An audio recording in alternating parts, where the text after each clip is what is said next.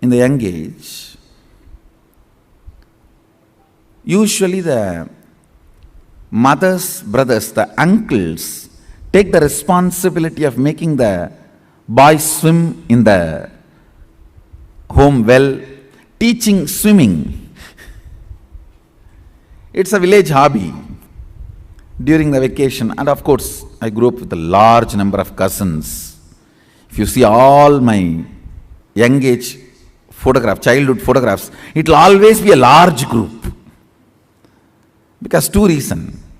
Photography is rare than the number of kids living there. In the modern day, number of kids is rare and photography is regular. In those days, photography is very rare. Number of kids is large. So everyone will try to put their neck for photograph. In those days, once or twice a year only we even get photographed. Now only once an hour you get photographed. Or you just photograph. It is not even nowadays once a day. It's all once an hour. So my uncles were trying to teach swimming for all the kids.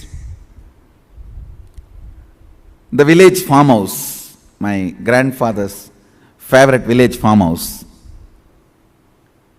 which my grandmother owned, and they waited and donated it to us, which is there as our ashram, Arunachala Dhyanapidam, Nityana, where my father's samadhi is there. That is the same property, same well.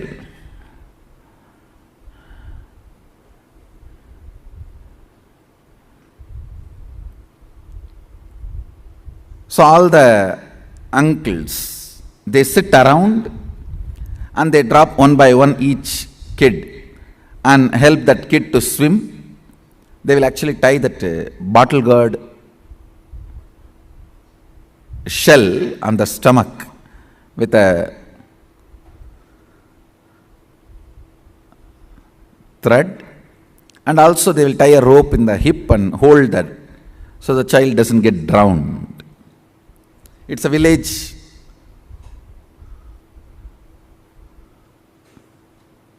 way of safety mechanism.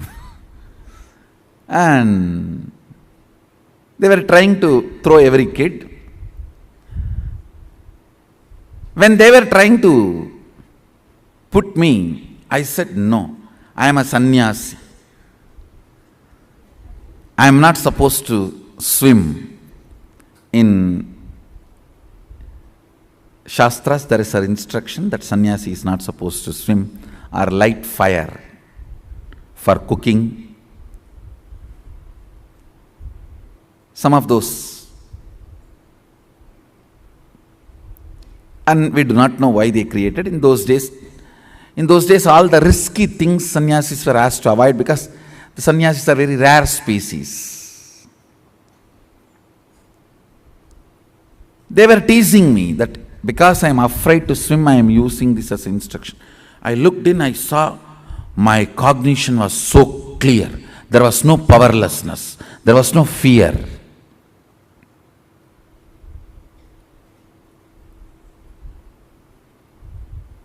But I didn't want to learn swimming, just I wanted to respect that rule.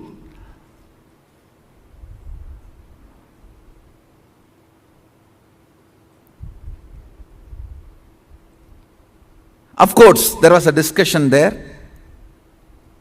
One of my uncle, whom I really respect very well, because he's a great swimmer and he protects everyone. He takes care of everyone. In those days, what do you know about taking care? Means he can climb the coconut tree and cut coconut and give. He can pluck mangoes and feed you. These are all the ideas with which we decide who is caring, who is loving. There was a discussion, and that uncle who I used to respect,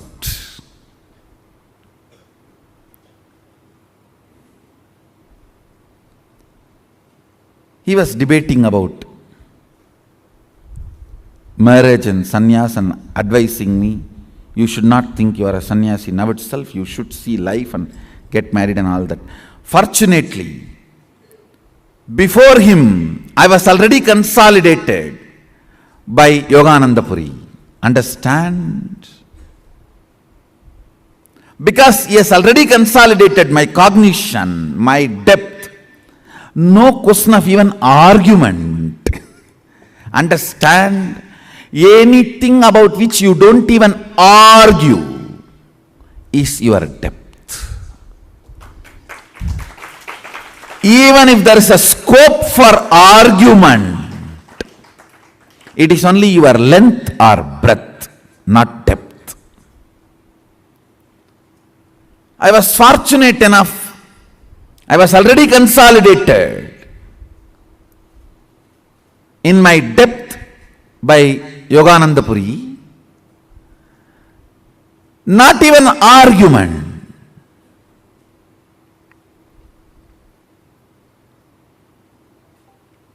I saw very clearly there was no fear of water. It was only I decided not to, because I read somewhere in one book in Shastra that sannyasi should not swim.